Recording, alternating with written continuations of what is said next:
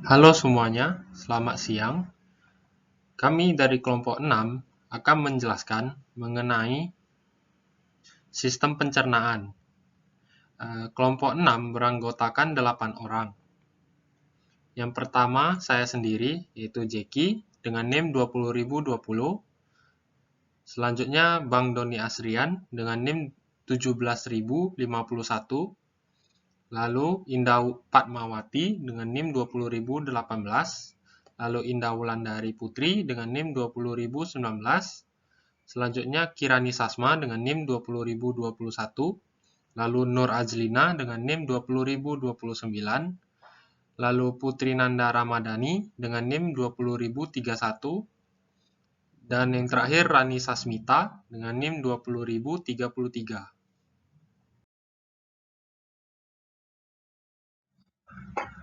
Apa itu sistem pencernaan? Sistem pencernaan merupakan serangkaian jaringan organ yang memiliki fungsi untuk mencerna makanan. Pencernaan makanan merupakan proses mengubah makanan dari ukuran besar menjadi ukuran yang lebih kecil dan halus, serta memecah molekul makanan yang kompleks menjadi sederhana.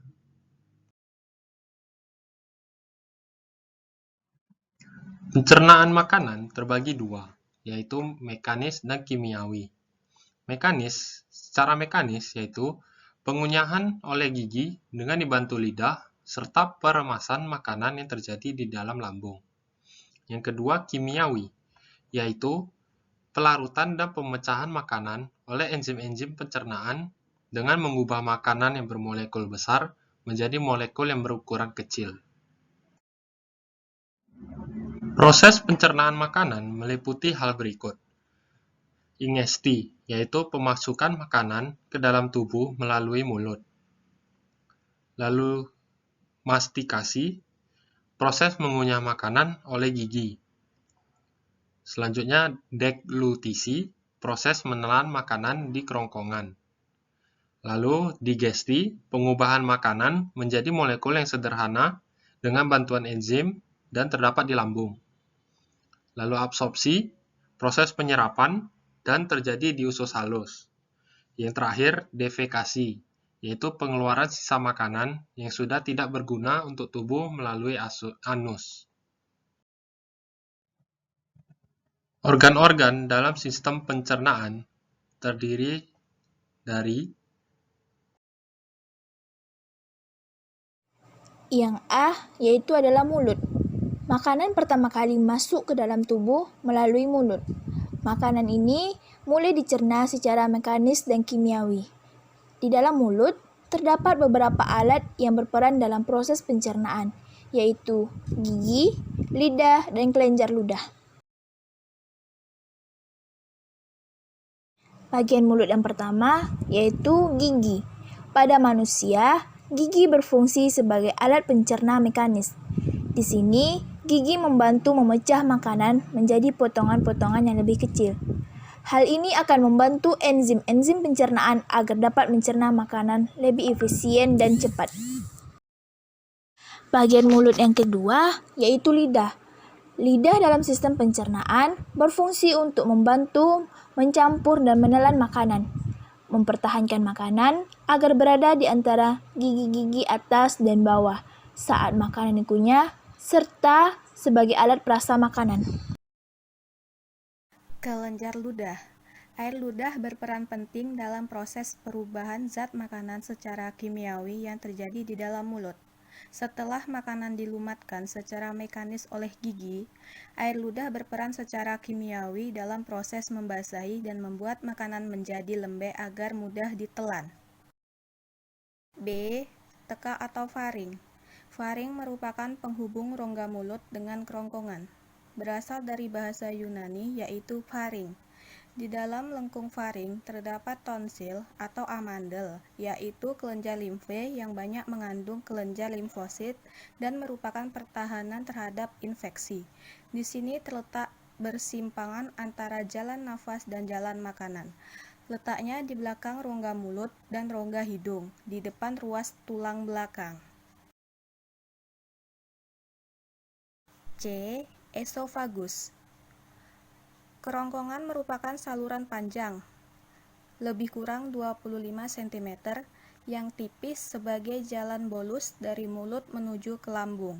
Fungsi kerongkongan ini sebagai jalan bolus dari mulut menuju lambung.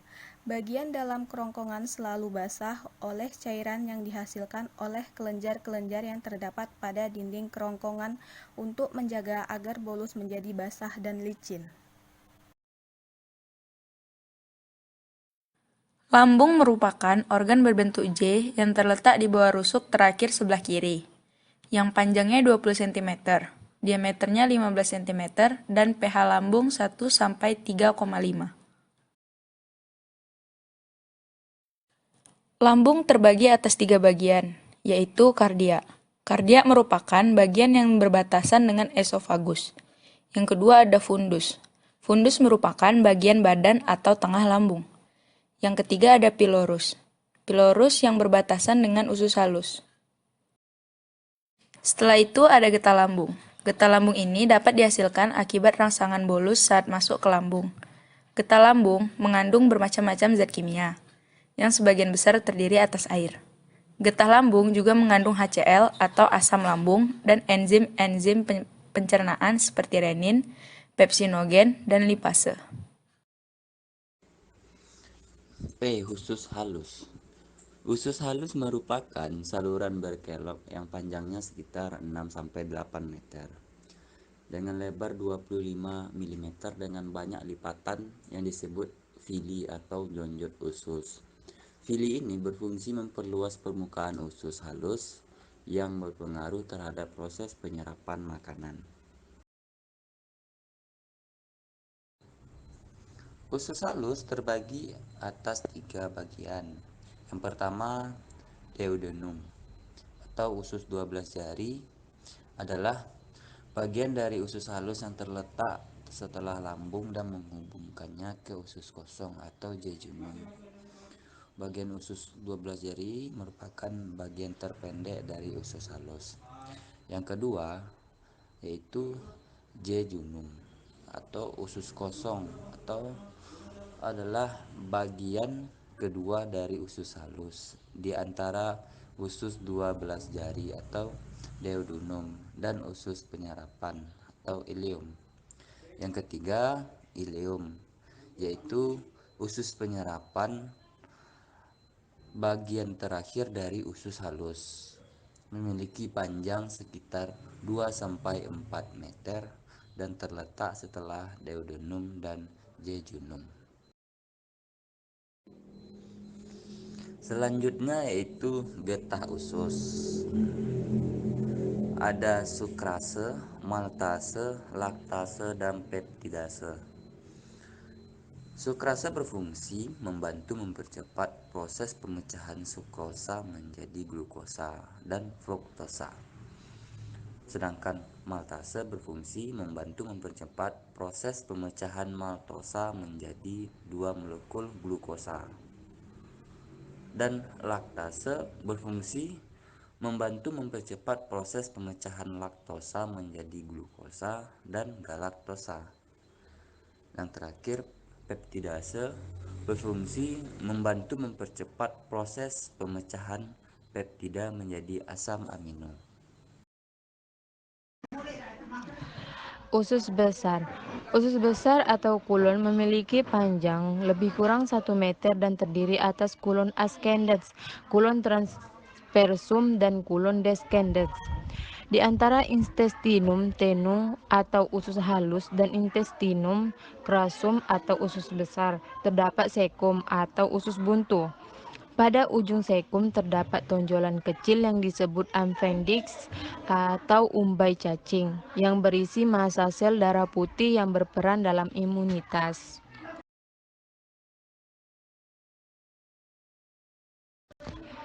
Anus.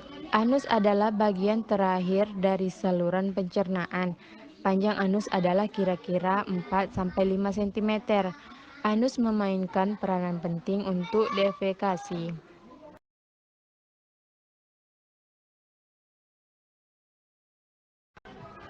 Kelenjar dalam sistem pencernaan.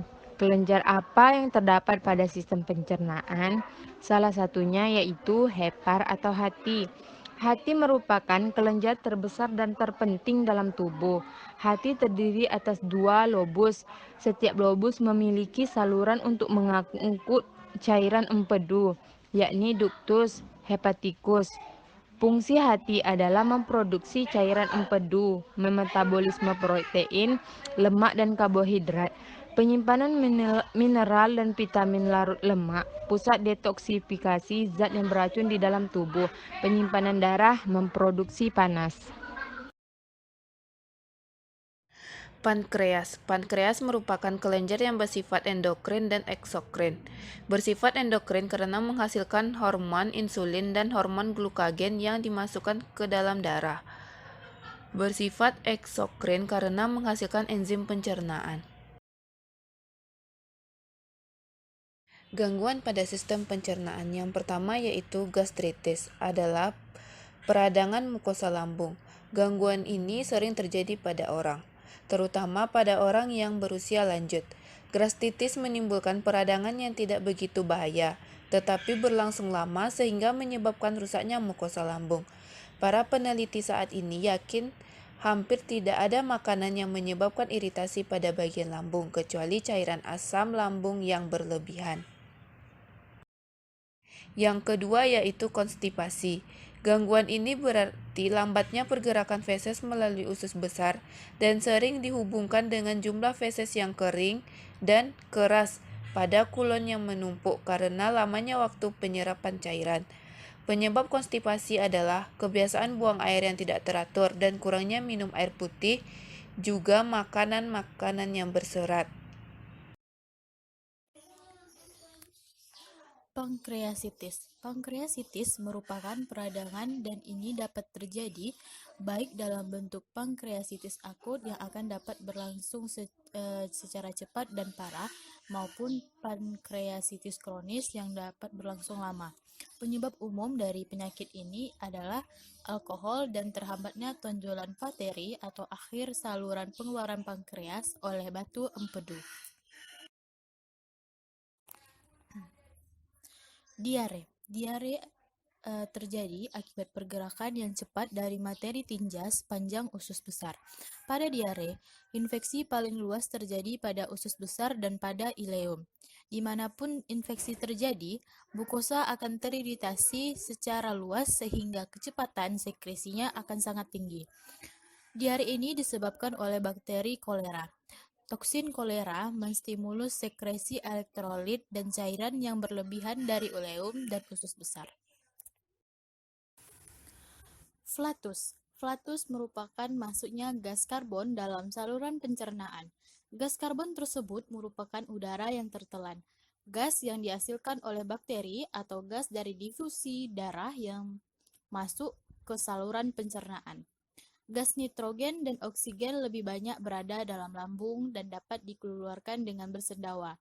Sedangkan gas-gas lain yaitu CO2, metana, dan hidrogen lebih banyak berada dalam usus besar yang dihasilkan oleh bakteri. Tukak lambung. Tukak lambung ini adalah dinding lambung yang diselubungi mukus yang di dalamnya juga terkandung enzim. Jika pertahanan mukus rusak, enzim pencernaan tersebut akan memakan bagian-bagian kecil dari lapisan permukaan lambung, sehingga menyebabkan terjadinya tukak lambung. Tukak lambung menyebabkan berlubangnya dinding lambung sehingga isi lambung jatuh di rongga perut. Sebagian besar tukak lambung ini disebabkan oleh infeksi bakteri jenis tertentu. Baiklah, sekian penjelasan mengenai sistem pencernaan dari kelompok kami, yaitu kelompok 6. Saya ucapkan terima kasih atas perhatiannya.